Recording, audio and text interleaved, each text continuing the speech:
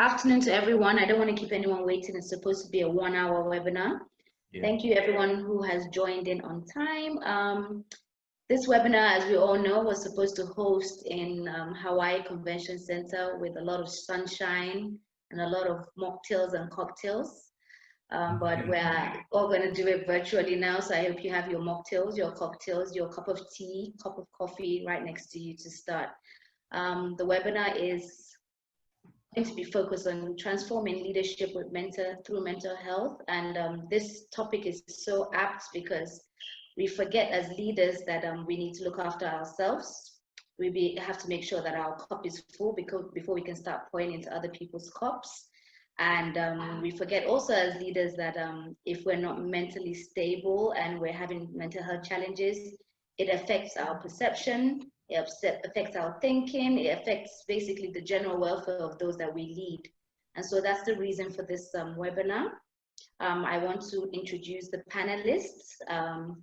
First of all, we will start with Adora. Adora is the president of the International Coaching Federation Nigerian chapter. She's a certified coach and a professional in her own field. She will do her own introductions later. Next up, we have Darren. Darren is the president of Rotary Club in Plymouth in the UK, and he's also a big player in the Bottle Up campaign, which is a mental health campaign in England under the Rotary umbrella. Next up, we have Bondi. Bondi is a past district governor. Bondi is also the chair for the Rotary Action Group for Mental Health Initiative as well. In her professional background as well, she helps leaders cope with mental health, and so she's going to give us share her experiences and a few tips for us. And last but not least, we have Elvin. Elvin is a fitness expert, and he's going to make sure that as leaders, we don't forget our fitness and nutrition, because most of us as leaders, we get so busy, we forget to eat, and we forget to eat right, we forget to exercise, because we always leave that to the last minute. Oh, there's no time to exercise, there's no time to eat well. And so it's apt that we, make sure that we understand the right things to eat and understand that fitness is key to be able to support our mental health. So thank you very much. I don't want to waste any more time. So we're going to go straight into our first presentation, which is going to be by Adora. Over to you, Adora. All right. Hello, everyone, and good afternoon, wherever you are in the world. It's really a pleasure to be here. And I want to say a big thank you to Rotary International for creating this platform and for the opportunity to discuss something that's so germane and necessary at this time. Special thanks also to Hawa Abbas, the convener of this session. So wonderful. Who am I? Hawa's done the introduction. I'm really excited to be speaking here from Nigeria as the president of the International Coaching Federation. So I'll just go through a few slides, and we plan to take questions as we proceed. All right, so I'd like to know that everyone can see my slides at the moment. Yes, we can see them. Fantastic, great. All right, so we're going to be looking at transforming leadership through mental health awareness. And the first thing I want to start off with is this quotation by President Teddy Roosevelt, who was a 3-time president of the United States. And he was someone who actually had challenges with mental health, but was able to overcome them. And the quotation says that the best thing you can do is the right thing. The next best thing is the wrong thing. But the worst thing you can do is nothing. And as leaders, when we think about our sphere of influence, and we think about the ripple effect that our well-being has on others around us, whether we're leading in private sector, public sector, at home, wherever our sphere of influence is, the worst thing we can do is nothing, because our state of well-being is going to impact others who either report to us or are impacted by us one way or the other. I loved how Hawa started off by saying that our glass has to be full before we can give it out to anybody else. And I always like the metaphor, the analogy of the aeroplane, where they say, do your seatbelt first before even doing that of your child. So as a leader, you've got to do something. If for any reason there are any concerns relating to your mental health. Okay, so I've got here the 4 components or attributes for good mental health, which is according to the World Health Organization. And these are, firstly, that someone who has sound mental health is able to realize his or her own potential, can cope with the normal stresses of life, and I stress that, can cope with the normal stresses of life, can work productively and fruitfully, and is also able to make a contribution to his or her community. So without a doubt, we know that these are very unstable times. We know the degree of anxiety, uncertainty, fear that the COVID-19 pandemic has brought upon us. But notwithstanding, we still have leaders who are still able to cope, even at these times. There was someone who launched a book the other day that was titled Finding the Silver Lining in the Cloud. So even amidst this situation, some people are still able to make a contribution to their community, and that shows that they have sound mental health. On the other hand, you have people who are going through trauma at this time, and they're not being able to balance it all out, manage the disruption, manage the changes, and cope. And so anyone who is struggling and finding out that these 4 attributes listed here is a challenge for them may need to actually take some time out and look very closely at how they're coping with their mental health. A few facts I'll also share. And the very first one here is also from the World Health Organization, and says that 1 in every 4 persons will suffer from a mental disorder in their lifetime. Thus, 50 million Nigerians may suffer from a mental disorder at some point in their lifetime. This is a startling statistic. When we talk about 1 in every 4, that's like 25%, which means that somebody around you could be affected, which means that it's so prevalent. And even us as leaders could actually, be susceptible to mental health challenges. And then the second one says 1 in every 10 persons at any point in time may be suffering from a mental disorder. Thus, 20 million Nigerians may be suffering from one form of mental disorder or the other at any point in time. So this is real. This is what we have to deal with, more so at this time. So we cannot ignore it. We need to be very aware, and we need to take the necessary action if any symptoms or signs appear. And we'll come to that. Another statistics here says that every 40 seconds, someone somewhere commits suicide, and that 1 million people die from suicide deaths every year. 20 million people attempt suicide every year, yet it's avoidable via suicide prevention strategies. This is real. This is real. And unfortunately, when mental health disorders or challenges are not addressed, they can lead to suicide. So it's not something to gloss over, and it's not something we will rush over either. This is something that we need to be aware of. That little trigger can happen to anyone. So we need to prevent it well on time. So it all comes back to education. The more we talk about mental health challenges, the more we educate everyone about them. And the more we bust up the old myths and eradicate stigmas, the better off we'll all be. In our part of the world, here in Nigeria, and probably in other parts of the world as well,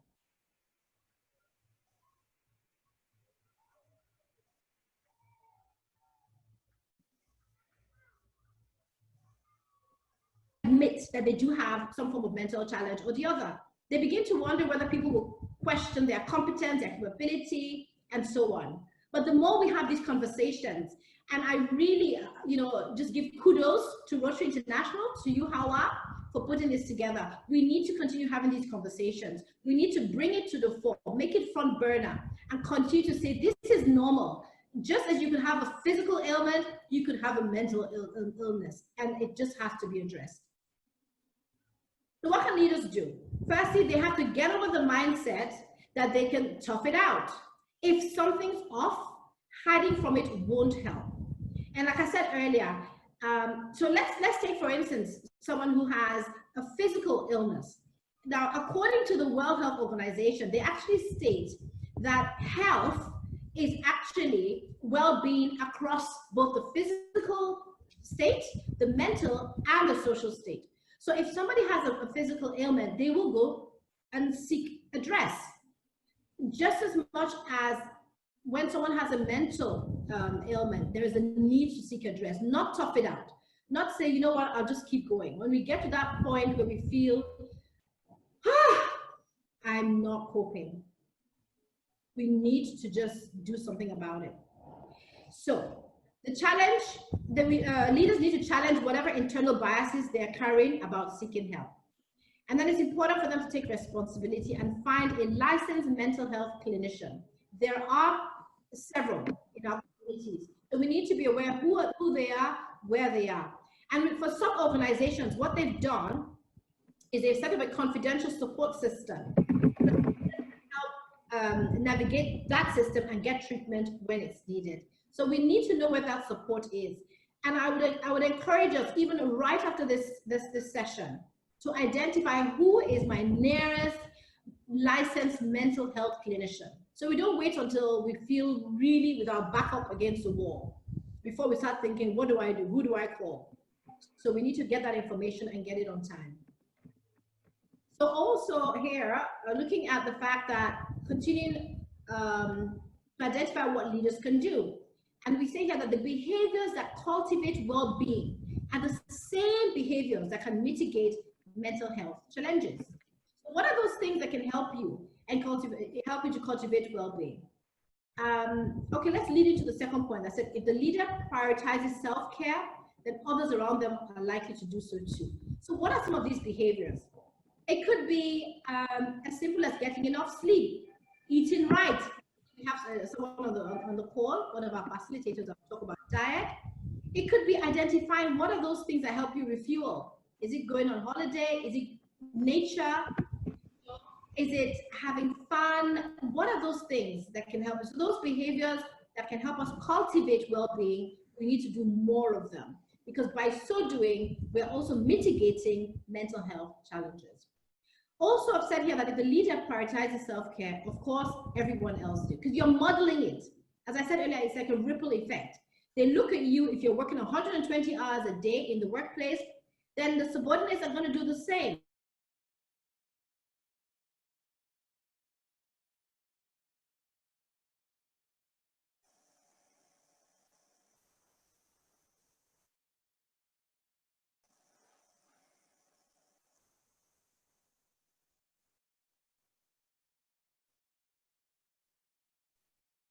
Okay, I think we're having some network issues with Adora's presentation.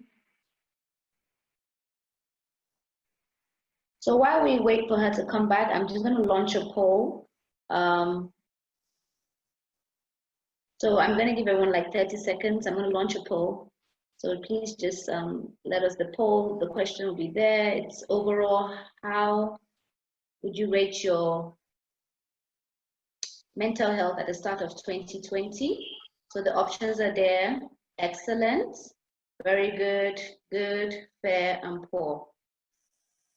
Give you a few more seconds so everybody can vote while we try and get Adora back.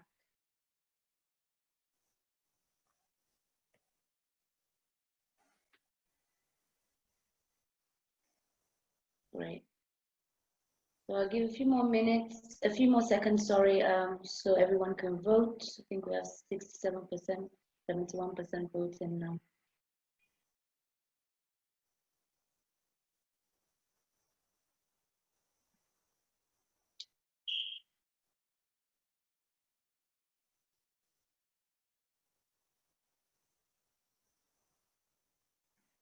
Give 5 more seconds and we'll close the vote.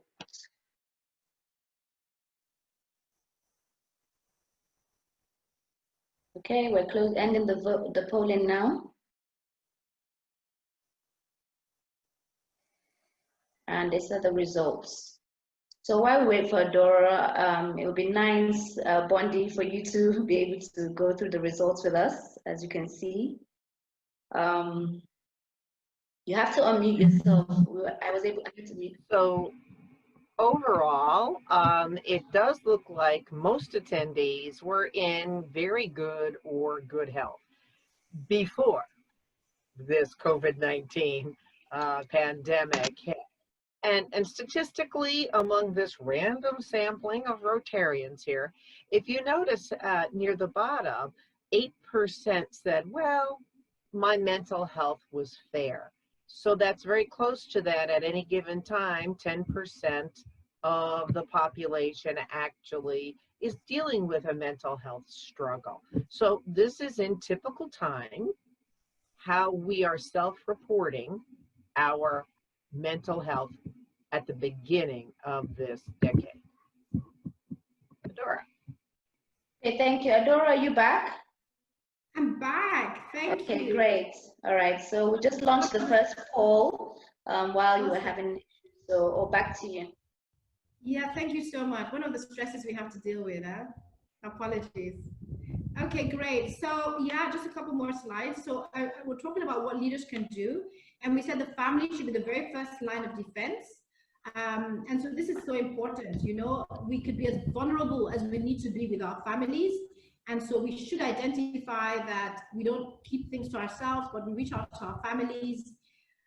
Social as well, engagement in as many extracurricular activities as we can accommodate. This helps our well-being and to release feel-good factors into our feel-good hormones into our brains, and helps reduce and prevent any mental health challenges. And then of course, work. I've mentioned earlier that creating balance is key. So you find people who weave everything around their work and professional life tend to be more vulnerable when they're faced with work-related problems and stresses. So we need that balance. Okay, so I think this is first a little bit. So 1 second, I'll get there. Okay, so we've said these 3 tips for transformation. And as I talk about the problem, depending on the platform, create as many platforms as possible to have these conversations. This is great, I'm talking about it today. What we said for some organizations, they built in 5 to 10 minutes of a health talk during staff meetings. That way it's no longer everyone talking about it. It's a general conversation. So talk about it, demystify it. That mental health no longer be a word that we just feel comfortable to bring up. Then consider embedding a coaching culture. Now, as a professional coach, I would definitely recommend that leaders adopt coaching tools, which can be one of the great tools they can use in their lives. Especially sorry, Adora, I don't want to interrupt, but your network is not stable, so you're kind of breaking out. I'm not sure if it's the positioning of where you are. Okay, any better now? Much better. Yes, much better, yes. Okay, so I spoke about coaching, leaders using coaching tools and embedding a coaching culture. It'll help build emotional intelligence. The leader will find themselves to be more resilient. They will build better engagement with those around them. So definitely coaching is something to consider. It can help to create the well-being, to create the trust, an environment where there's a lack of judgment, where people feel free to be vulnerable and to take ownership. So definitely it's important to consider coaching in terms of embedding it as a culture and using coaching tools. And then lastly, I got here, encourage the use of free online screening tools. And then of course, depending on the outcome of those results, free screening tools, seek appropriate intervention. I'm sorry, Adora, I'm going to have to stop you there because the network is really bad. So we're just going to move on. Hope we'll be able to share the slides to all the people who are on so that they can be able to go through them. But we're not hearing you very well, and so it's quite, we want to move forward. Okay. Okay, so thank you very much. I'm going to share this slide. We're going to share the slides at the end of the presentation. By tomorrow, we'll share one slide. So I want to move on to the second poll. So that the first poll was very interesting, the results. So now here's the second poll.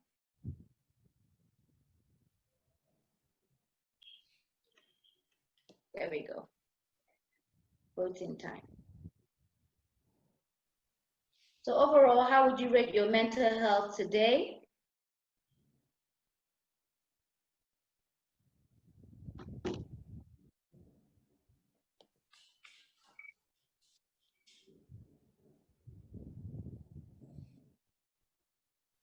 Okay, just give another few seconds for people to vote.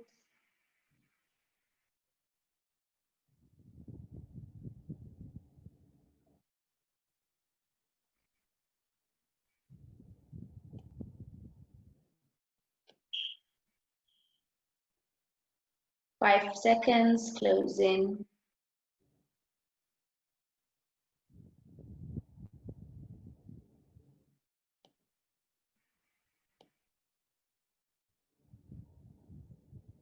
And then thank you everyone who voted. I'm sharing the results now. Bondi, would you like to unmute yourself and? Yeah. As you can see, the impact of the pandemic and the change in our typical lifestyle, life expectancies, has negatively impacted our mental health. We've gone from 8% feeling fair and 92% good, very good, or excellent at the beginning of the year to now 21% of the people present today believing that their mental health, their mental wellness has dropped to fair. We are what we call in the employee assistance business, I would look at this audience as people who we refer to as the working wounded. You are functioning, you are holding it together, but what you're holding is beginning to shake a little and rattle, and you may need to hop onto the resource that Adora had, like MHA screening tools, to get a sense of, is this something I can handle by myself, or do I need some coaching, or do I need some therapy? And each person is different. I believe we have a hand up from Krishna Kimura. Do we want to respond, answer that question? Yeah, I think it's yeah, we can answer.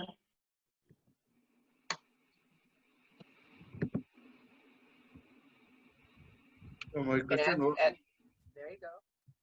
how do you, is there an increase in mental health issues during the COVID-19 pandemic? Well, I actually read a medical journal, psychiatric journal last night.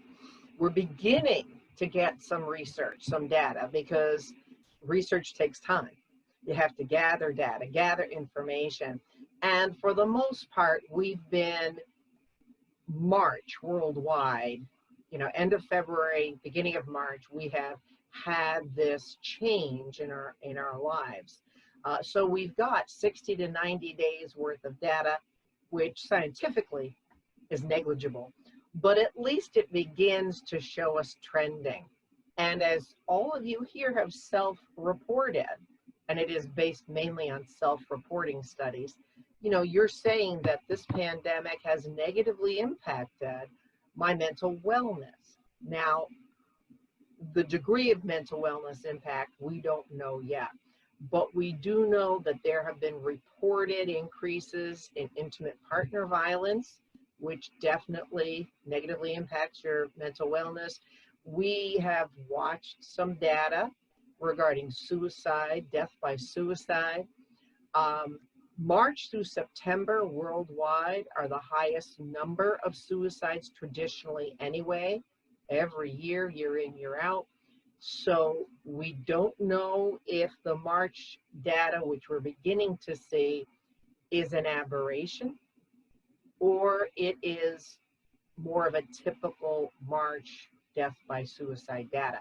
The suicide is going to take us longer, probably a year to 2 years to figure out COVID related or typical suicide rates. We've got to get through our March through September season totally. But when we look at stress created by physical isolation, how many of us ever expected to sit in a home, work from home, teach from home? Because here many have children, and now you're a teacher in addition to a parent, in addition to a staff member, in addition to, you know, a congregation member when we can't even go out to our congregations weekly, and etc. So our lives have been impacted, and you can see it in your own poll answers. Thank you very much. Thank you very much, Wendy. We have a few more questions that we'll take later on, but let's move on to the next presentation. Darren, would you like to share your presentation? Yeah, I'll just start sharing my screen. Then, guys.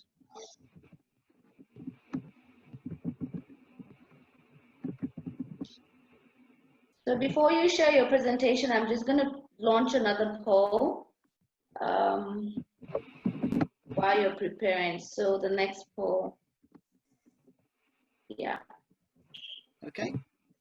Go ahead. Okay. Everybody, we have about 1 minute. So the poll question is, how comfortable are you discussing mental health as a leader? Extremely comfortable, I make an effort, not so comfortable, too much stigma to discuss.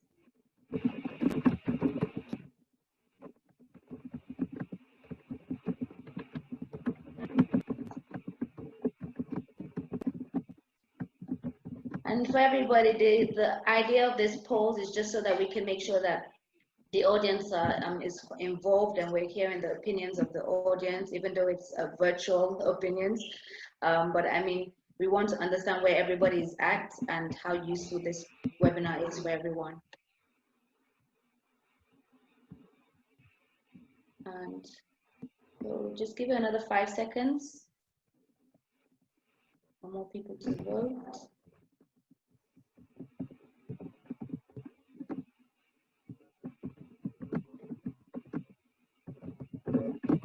And we're good.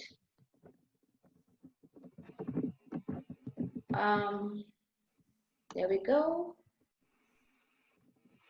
Sure. Bondi? Yeah, just answering somebody's question about suicide. Okay, the poll. Where am I? Oh, yes. I'm very encouraged by this poll. And maybe we drew the people to this who are already aware, willing and able to talk about mental wellness with their staff. I think that are not so comfortable and too much stigma to discuss is where I see it typically. That's 15% of the people here. Making an effort, great. Now, how are you making the effort? Are you, you know, we look at microaggressions, what our faces do, what our tones of voice do. So when we look about trying to make an effort, let's say, is it just like talking about going to the grocery store or going on a vacation? Your body language has to be as calm, as smooth, as controlled as that. So I think I'm excited that 46% of our attendees feel extremely comfortable. That's great. Yeah, it's really great news. So now we're going to go to Darren's presentation, which is, he's going to share a little bit about the campaign, Bottle Up campaign, amongst other things. But this was the reason why we did this, because we wanted to know how comfortable people are talking about mental health before we dive into his presentation. So over to you, Darren. Okay, thank you very much. And thank you everyone for joining us this afternoon, UK time. Before I start the presentation, I just want to lay my cards on the table. I am not an expert in the mental health field. I am a very keen advocate.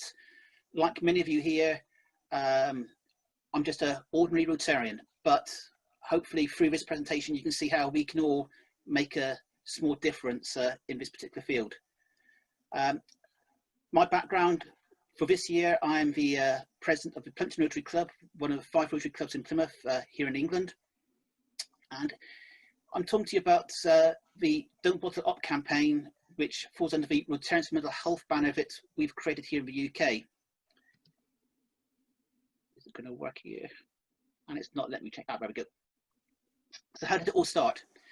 Well, it all started about 4 years ago at our district conference down in the southwest of England. We had a plenary session at the conference which is on mental health issues, and afterwards we were left thinking, what can we do?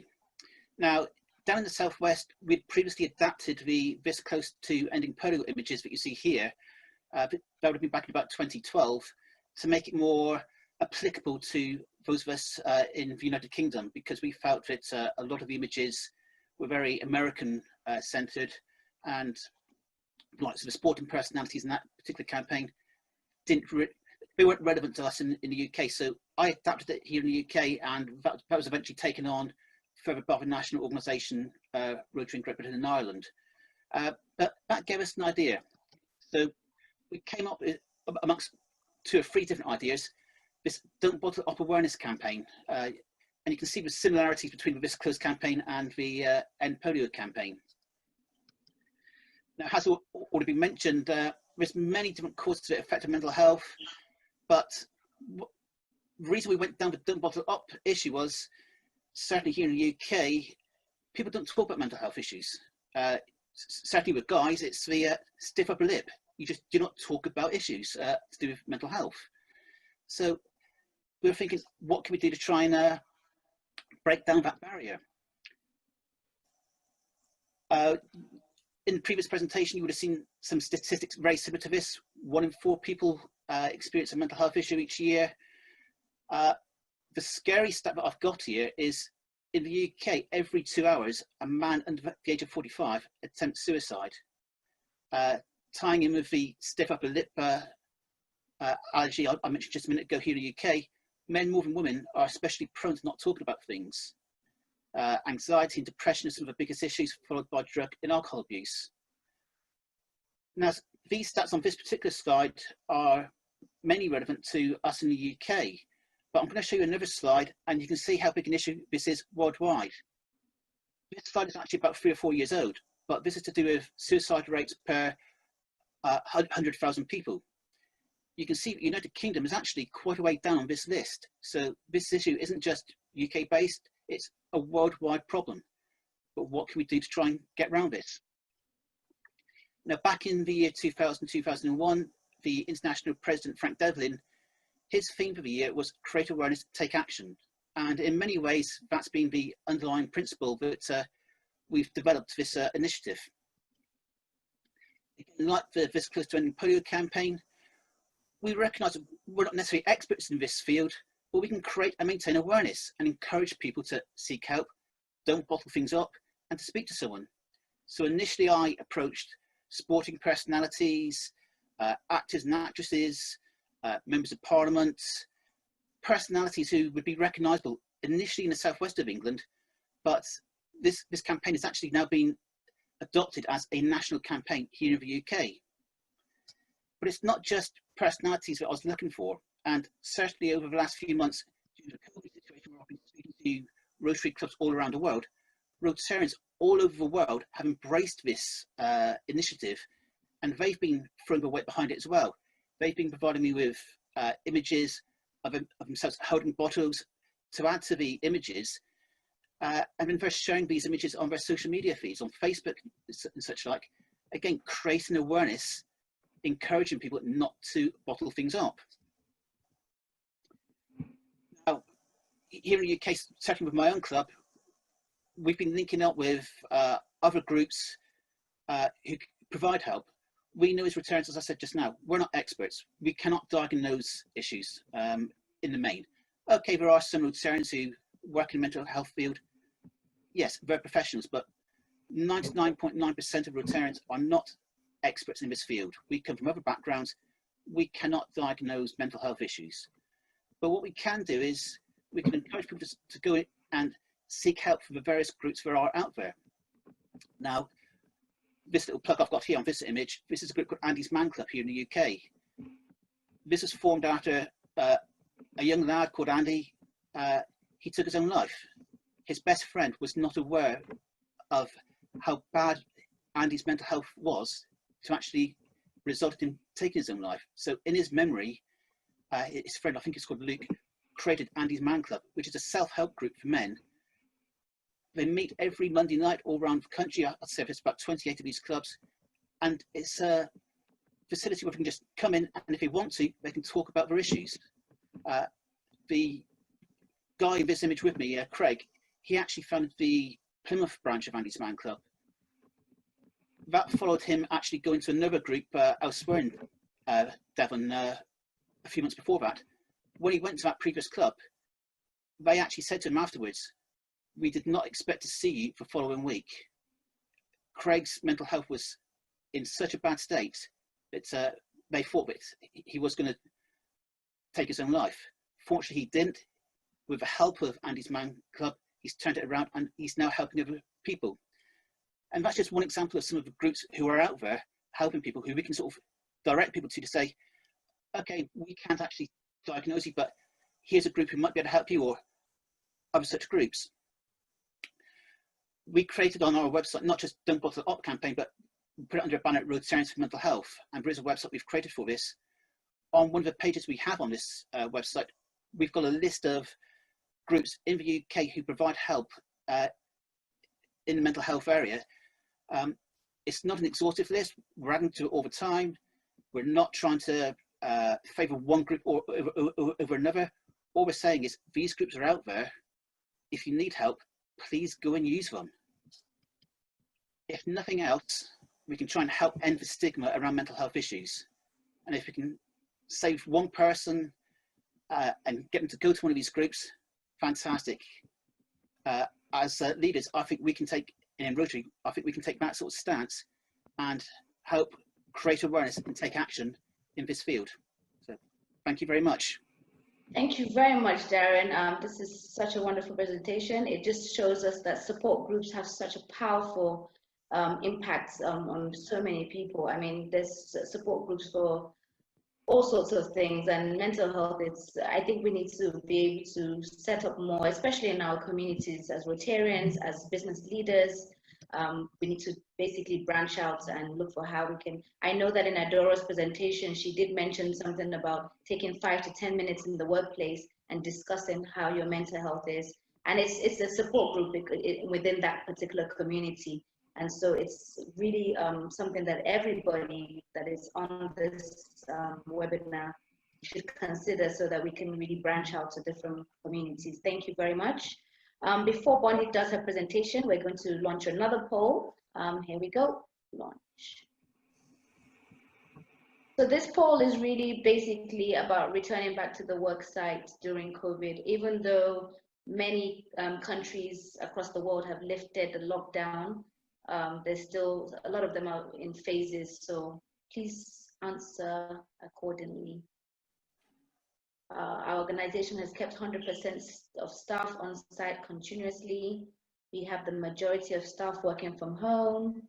Few staff have returned to the work site. We will phase in. We are assessing whether to reopen or not. Doesn't apply to me. Give another few 10 seconds so other people can vote.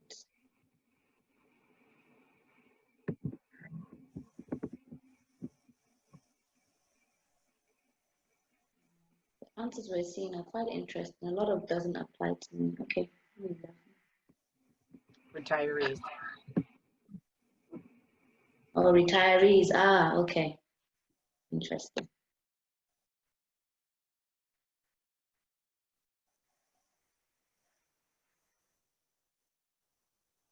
Okay, I'm ending the poll now. Sharing the results.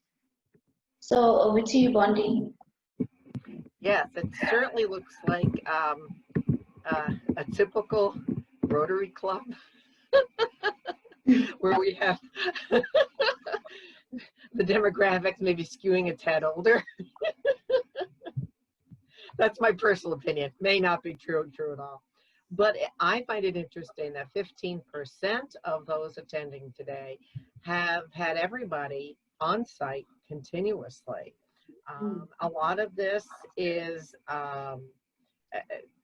you know, the fact that essential services, we have to have those people, whether it's grocery stores, hospitals, prescription bottle manufacturers, whatever, we do have to keep staff on.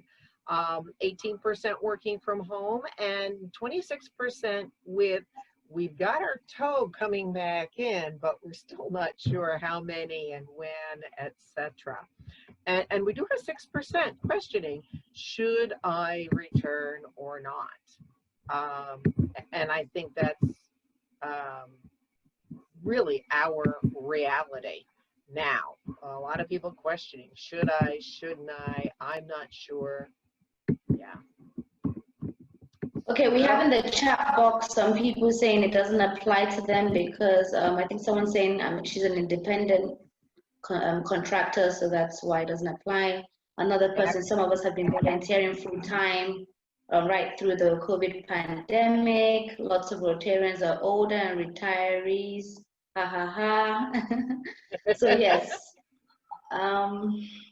Well, we're trying to change that. We want younger people to join Rotary, so we don't want, we're trying to change that. So we're trying to introduce younger people into, and the non-Rotarians who are on this webinar, we're hoping that, you know, you will join the wagon and join us.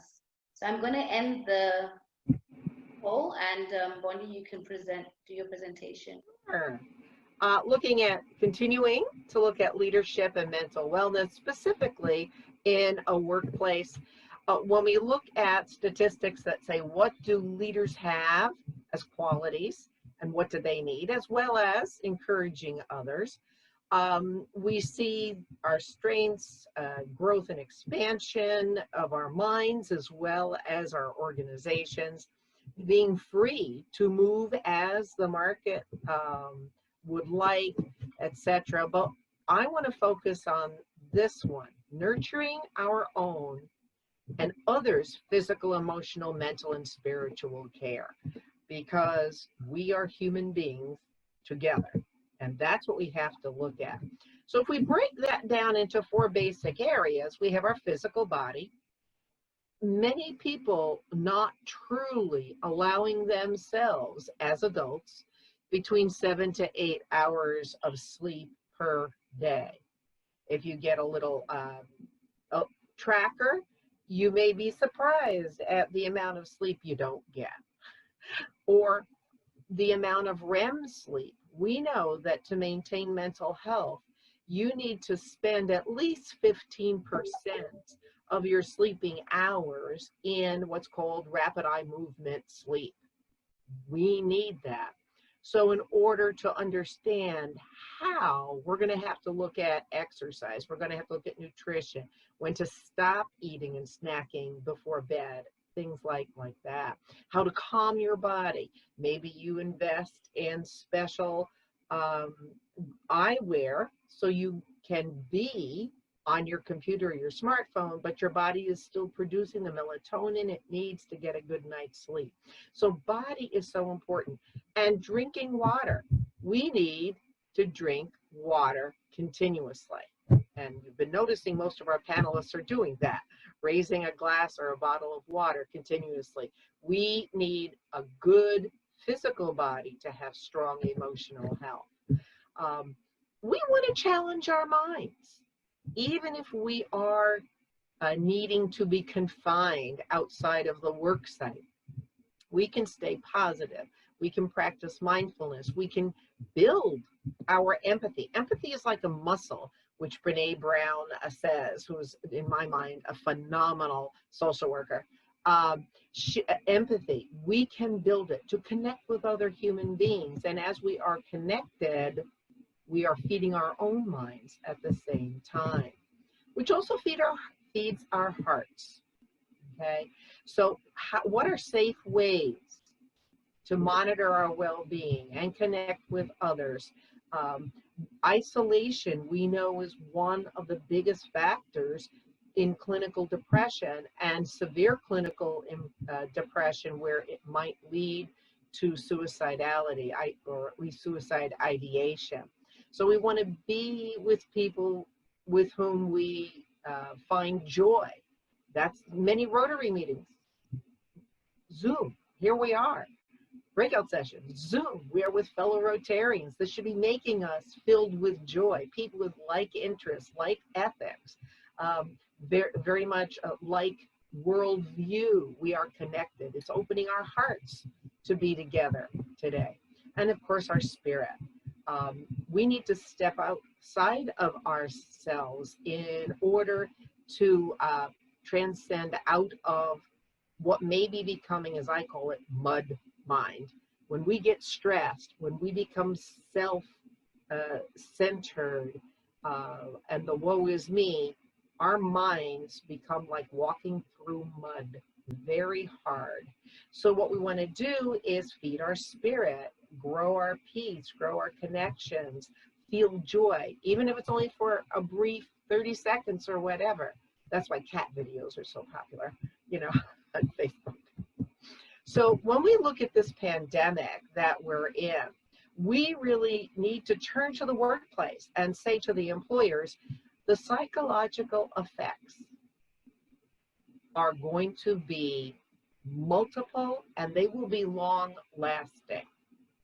Whether people have continuously been working, they may have the mindset of, how come I don't get a break? All those other people in other industries get to have downtime with their family. While somebody else has been with their family, how come I can't get a break? Because I'm teaching my children, because I'm trying to do work. In order to do work, I've got to do that between 9 p.m. and 11 p.m. at night to get the most of my work done. So, you know, what's one person wants, the other person wishes they didn't have. It's that grass is greener on the other side. And as employers, as leaders in our clubs and in our workplaces, we're going to need to be aware of that this pandemic has a psychological effect on everybody, including ourselves. So first step, acknowledge your feelings. If we can't identify and acknowledge it, we don't have to accept it, but we can acknowledge it, okay? We must acknowledge what our emotions are. So here, you are concerned. Here are just some of the reasons why you might be concerned. We're not necessarily going to see a major financial stress impact if employees have been paid until they return, because they're spending their funds in a different way than typically. And in some countries there has been, or areas there has been, well, you don't have to pay rent if you don't have the money. Well, you're gonna have to pay it someday. So unless you're saving toward it, tomorrow will come. So acknowledge your feelings, and your concerns are very, very valid. You need to get a sense of control. That's where stress really begins to hit us, is when we feel the uncertainty. We feel the lack of control. I just want to go back. I just want to go to the grocery store without a mask. I just want to go to the beach. I just want to go to a concert. I just want to. But as Rotarians, we do keep in mind the world, not just ourselves. So I would say most everybody on this is probably wearing a mask, is probably physically distanced from people not in their household at least 6 feet, that we are practicing good pandemic health. But as I mentioned, your mind and body, your immediate environment, I will say that in my neighborhood, the lawns and gardens have never looked so good, because these are things people can do and find some joy in. Planting flowers, that's our season right now. So we're coming into summer, and feeling good about how their houses look. I even saw a statistic that in New York State, where I live, I'm just south of Montreal, but where we are in the mountains and the lake, the gardening supply places are having boom economy, because we can do that. That's in our control. So how we prepare, how we protect ourselves, how we protect others, we have the ability to be in control of something. And as we return to work as leaders or return to club meetings as leaders, we have to remember that everybody is in control of something, even if it's not coming to the Rotary meeting because they'd rather attend on Zoom for their own health and their own safety. That's okay. We know that in the pre-COVID times globally, you've heard it from each of us so far, 1 in 4 people suffers from a mental health diagnosis. The 2 most common are anxiety and depression. We expect heightened stress during a global pandemic. We saw it in 1919 during what was called the Spanish flu, which isn't fair. It really came out of Kansas in the United States, but the big numbers were in Spain at first. So here are some signs of anxiety, plus some ways to manage anxiety. What you as a leader need to be aware of, first in yourself, and then in those that you work with, that you supervise, what are the warning signs? We all get worried. We all get stressed by different life events. But just think life events where you've lost a loved one to COVID, where you have been furloughed and there's no income in your house, where you have children that are supposed to be taking their studies and you're supposed to be helping them. Just with those 3 things, talk about feeling overwhelmed, out of control, and anxious. Being anxious under stress is not a diagnosis of an anxiety disorder. There's a multiplicity of anxiety disorders. I was answering some questions as they were coming through. So things that you know as certain diagnoses, yes, they fall under the big umbrella of anxiety. But you can see that in managing anxiety, there are ways to do that. Keeping in mind our time, as you're all going to get these slides, I'm going to give you some resources. Mindfulness can begin with appropriate breathing. There are different techniques to breathing. You can go right on YouTube. You can get guided imagery videos. You can do breathing videos. There are just some wonderful ways, because what getting more oxygen in your body does is it stimulates the brain to function well. It also circulates oxygen around every other organ in your body, which includes the heart. And we can calm the rate of our hearts through mindful breathing. We also go out. This happens to be the lake that if I walk 2 blocks from my house, I get to see. That's my view. I'm a water person.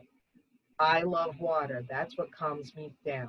No, I'm not going down 10 steps to the beach or in the water, but just walking along the shore. You may find walking in the mountains. You may find walking around the block. Exercise of some sort, allowing yourself out in the world to connect. You may also have one of the apps on your phone or on your computer, which is very accessible.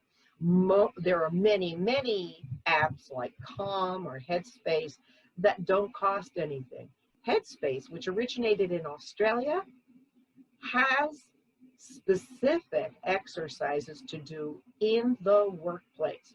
So if your dining room table is your workplace, that's your workplace now, but it expects you to be sitting.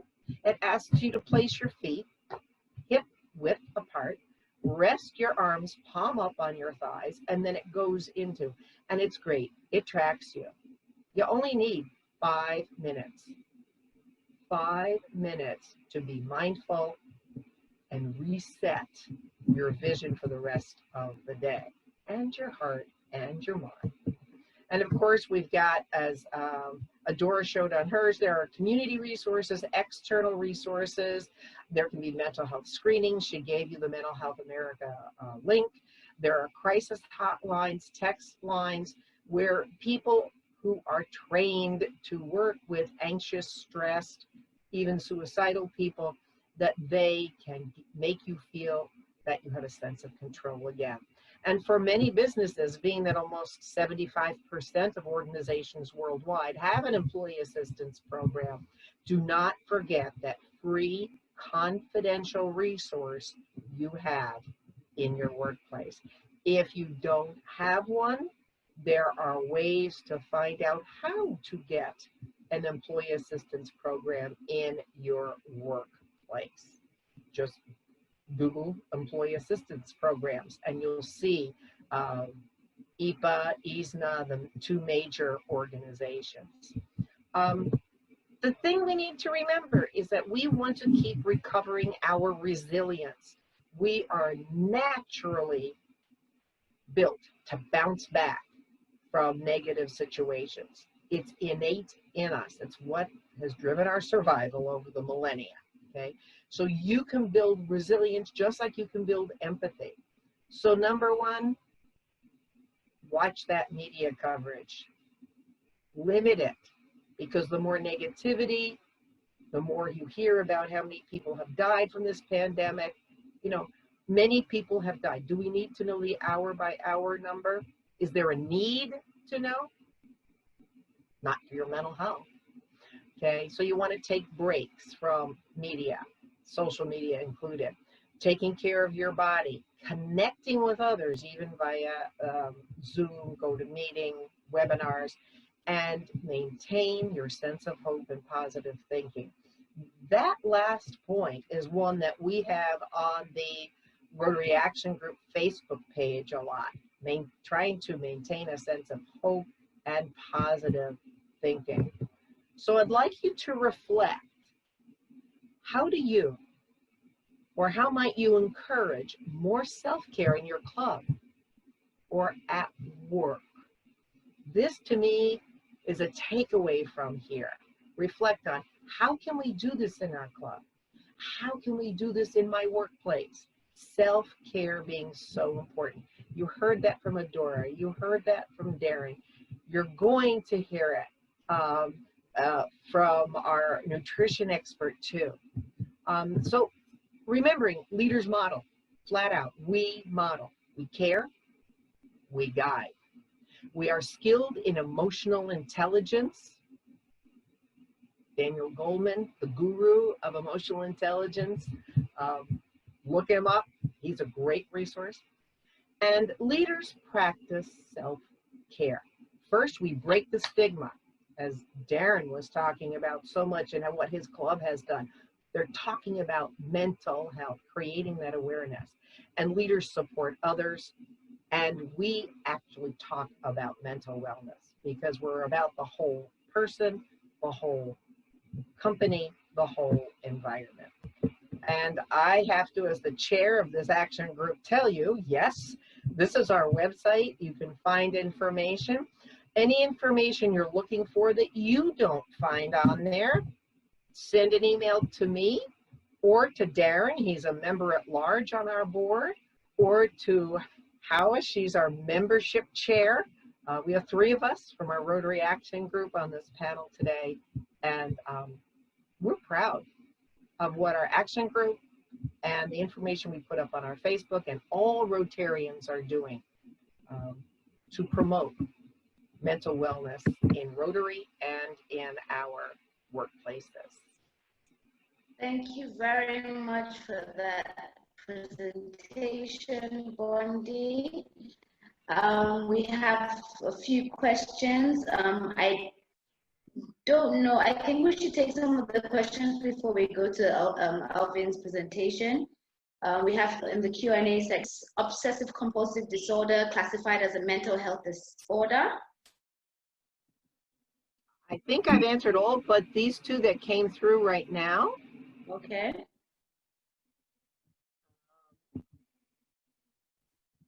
Okay, what do I do to get enough sleep? A lot. You do self-care.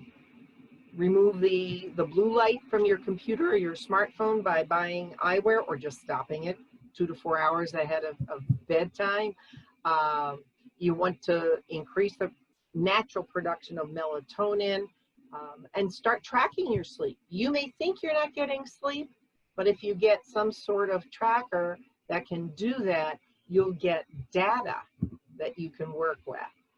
Also, don't have a cup of coffee after lunch. If you have lunch between 12 and 1. If you have lunch at 4 o'clock, that's still too late for caffeine.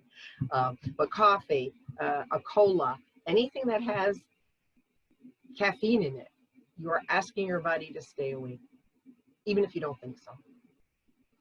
Thank you very much. We have one here, I think that Darren can answer. Is Rotarians for mental health available worldwide? Initially, it was set up as being a Rotary in Great Britain and Ireland initiative, but the number of Rotarians who have been embracing it, it has been extended worldwide. So if any of the Rotarians here today wish to take part in it and be part of it, please drop me an email, get in touch, and we can get you involved. But as I said, in the last month or so, especially during the COVID situation, with all the various clubs I've been visiting, telling them about what we've been doing over here in the UK, it has really snowballed, and the number of Rotarians who want to get involved is absolutely fantastic. Okay, thank you.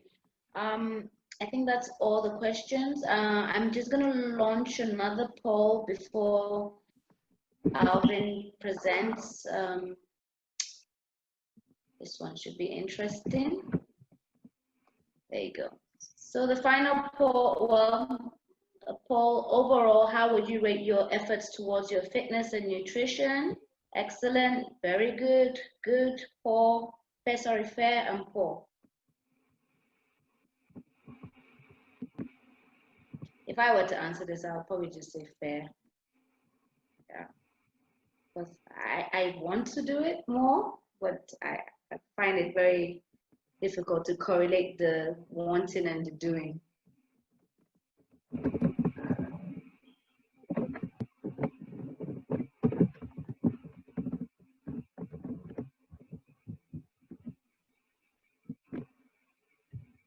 Okay. Give it another 5 seconds.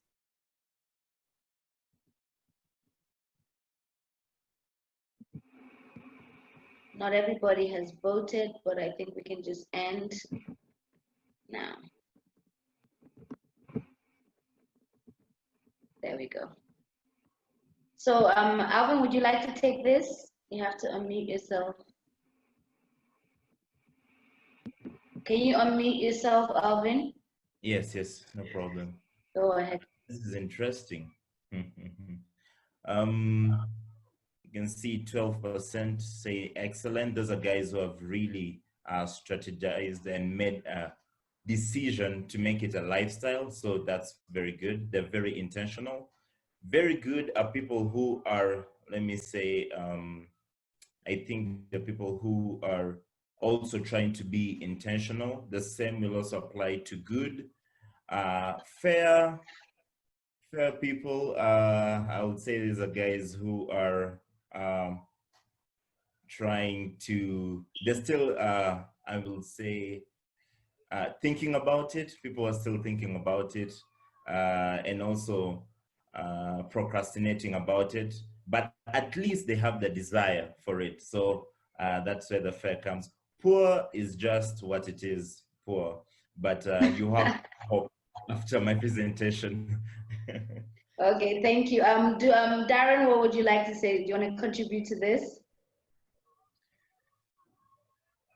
Really, Alvin's the expert in this particular field, but I'd say certainly looking at that, I think it's probably a fair reception of how I see things. Certainly, people who I mix with, yeah, most people would say sort of good, but fair to poor. I probably fall into that category, to be honest. Could do better, I think. But it'd be interesting to see how people actually react once Alvin's given his talk in a second, to see if people actually change their attitudes towards this. Yeah. Okay, Adora, I see you nodding. You want to contribute? You're on mute. Unmute. No, there's a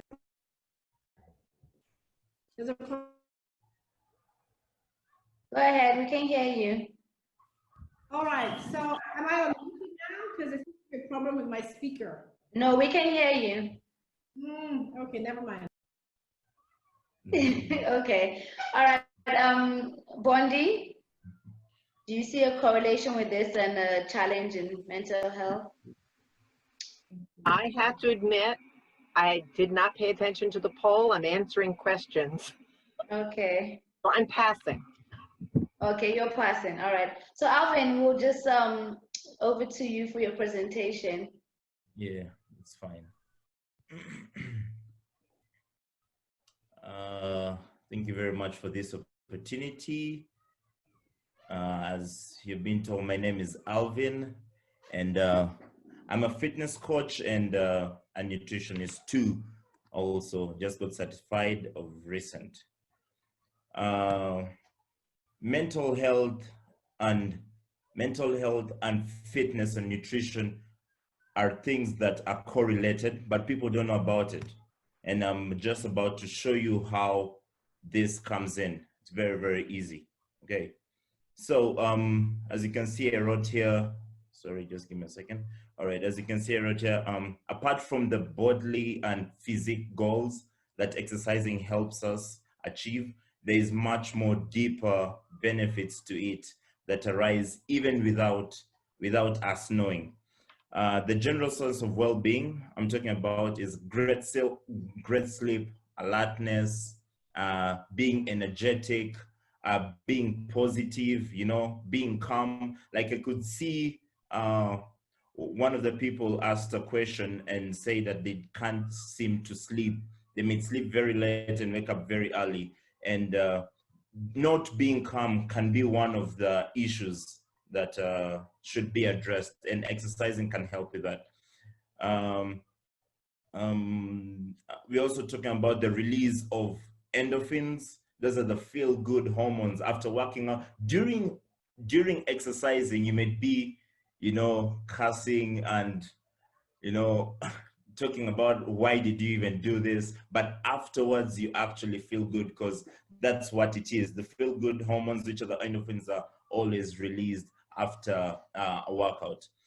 And the quick break exercising creates re-energizes our brain for us to be more productive, because we normally find ourselves very busy in work, trying to finish up assignments, busy with the children, trying to come up, dealing with a new project or something of a sort. But then when you take time off, go exercise, then come back to do the work, you feel you're more your mind is much more clear and you're much fresh to handle and tackle the task at hand. All these have made a major impact on anxiety, depression, stress, memory, and many more conditions. For your information, did you know that research has shown that exercise can treat mild to moderate depression as effectively as antidepressant medication? And this is without side effects, because that's very, very true. Because you see doctors prescribing antidepressants to people who are stressed out and all that stuff, and they may have side effects to them. But with working out, the only side effect is a healthier life, which is a positive side effect, you understand? And so exercising is something that people should always try and start doing. And then also, people fear exercising because they think it's all about doing crazy stuff or going to the gym, or you must have a gym membership, but it's not a must. Because here I say that now we don't have to do crazy exercises. Just walking daily for an hour can reduce the possibility of depression by 26%. You can decide to run for 15 minutes or 30 minutes, or just walk for 1 hour. Start with doing 5K. Nowadays, there are watches, there are trackers that can track your steps. If you start by making 5K steps a day, then slowly increase to 7K, then 10K, your digestion is good, you're burning fat well, your mood is up. So those are some of the things that we should always try to do. Then the feelings that can be combated by exercising, of which these feelings actually lead us to depression. We're talking about self-sympathy. We see people sometimes, they look at their lives and they feel bad for themselves and all that stuff. But then I would advise us to look for groups, people who are similar to you with the similar goal, so that you can push each other. For example, a beginner, someone who has never worked out before, feeling the same way just as you, but has the desire to change their life. So you go together, join a class, join a Zumba class, join anything. You can jog every Saturday, you can ride your bicycles, you can run, whatever it is. Slowly by slowly, you'll feed off from each other's energy. You'll talk to each other about problems and they'll be sorted. Every time I'm in a low state and I work out, or anytime I feel stressed and I work out, the solution comes. It just happens magically. Sometimes our mind is so blocked we can't see the other side of the coin, but with exercising, these are things that can help us. Also, we have hopelessness, people who just see nothing can ever happen, nothing will ever change. But with exercising and the mild goals that people always tackle in exercising, like before you could never, let me say, walk 5 kilometers. This time you walked 6 kilometers. That is just in exercising, but that is an aspect that can be brought in life. You find yourself very hopeful now in real life, not just walking out. So you start seeing light at the end of the tunnel. Then also we have exhaustion. You always feel tired. The children are disturbing you. You're at home. You're teaching the kids. You have to do the house chores. The house help is not around. All that stuff. And we feel that exercising may even get you way more tired, but that's not actually the case. Actually, studies have found that exercising re-energizes you and makes you feel ready to do a new task. So that is a myth that people should stop thinking of. If you feel exhausted and you've had a long draining day, have a short 15 minutes, even if you go to YouTube and do an Afrobeat workout, something of a sort. Within 15 to 30 minutes, you'll feel much energized and not even tired. Then also feeling overwhelmed, just like I've said, it's almost the same with exhaustion. Exercising really helps us combat such feelings which lead to depression. Now let me talk about nutrition part of it. Now this is the most interesting part and I love talking about it. We have what to eat affects how diet may play a role in your mental health. That's very, very true. A nutritious diet is great for the brain. And also, I also wrote, a nutritious diet should start from the moment you are born. Research has it that in the long term, mental disorders start by the age of 14. That's very, very true. Because think about it, the mothers here. Whenever you're in a fix, you're running, you're busy or anything of sort, what do you pack for your children? It's always junk foods which have refined sugars, you know, chips, crisps, something of a sort. So these are things that you have to start combating as soon as the child is born. Start introducing them to healthy foods, and you shall see why in the next slide. Okay. I'm going to tell you how good nutrition impacts brain health, and we have here the first point. It helps in brain growth. A diet rich in refined sugars, bad fats like trans fats or saturated fats negatively impact brain protein and connection between brain cells. Now, we need protein, we need good nutrition to build the brain, to grow the brain, to grow the tissues in the brain. And if you're serving it poison, it's not going to happen. Brain growth is not going to happen. So these are things that we're looking at. We're looking at brain development. We are exactly what we eat. What you eat is what you are. Remember that when we eat a good nutritious food, it becomes the energy, the building blocks for protein, the enzymes, the brain tissues, the transmission of information from one body part to the other is made efficient just because you have a good diet, let me say. Okay. Also, healthy bacteria. People don't know that there's something like healthy bacteria. Sometimes, let me say, that these situations when people go to a hospital and they give them good bacteria, and you wonder, oh, I didn't know there is good bacteria, but yeah, there's good bacteria, and it helps in your brain. So good nutrition fills the gut with health bacteria, which are probiotics. This help fight off bad bacteria, which boosts our immune system. And this also helps inflammation in the body. The inflammation in the body is reduced, it is stemmed. And if there's less inflammation in the body, your mood is actually raised. You're more, how can I say, you're not in a low mood, you're always in a high mood. You're always positive, nothing negative, nothing making you start to wonder or overthink about life, something of a sort. And then also here I said a nutritious diet that packs many nutrients in as few calories as possible is what you should strive for. Whole foods and fruits are your friend. As you can see here, this is what we're looking at. Real good food, real fruits. I know it's very hard for us. We are always attracted to the fast life, but this is where you have to go back, okay? High fat processed foods this is what is on the right here. High fat processed foods and refined sugars are your enemy. They do not do good for the body, even if they seem to be the most tasty. I know, that's a fact, you know, and that's why it flourishes. They're very tasty, so you find ourselves consuming it and become so addictive. These are things that you have to try and stay away from. Before I finish here, we have just a few micronutrients good for the brain, and we have zinc. Zinc helps the body control its response to stress. Therefore, low levels of this can cause depression. Whenever you are low in zinc, just know you'll start having high stress levels, and then you can easily get depressed. And so if you're asking examples of foods that have zinc, we're looking at chicken heart. You know, these are the things we give in Africa, we give our children. Okay, chicken heart, which is good, keep it up.